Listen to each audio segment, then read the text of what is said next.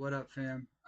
Yeah, so I basically what I've been up to is I've been rewriting all the software, the X2 software, making it better and making it virus free, making it cleaner.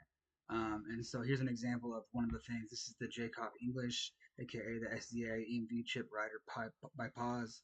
I'm gonna give you a little demo here. This comes free with the X2 software pack. All my software comes free with the X2 software pack as an alternative in case you want to use that instead. Everything's up to date, but let's check this out. We're gonna go in here. We're gonna delete checkout files. Successful. I got my HID Omni key hooked up right now with my J2A040 Java card. So that's what I'm formatting right here. As you can see, it says setting Visa aid. It's got everything dialed in perfectly, exactly how it's supposed to be. And then we're gonna save this track to the chip. Boom. No viruses. No fully functional. Unlike the one that's been going around. Again, this comes free with, as well as all my other software alternatives, the X2 software. $25 for the entire thing.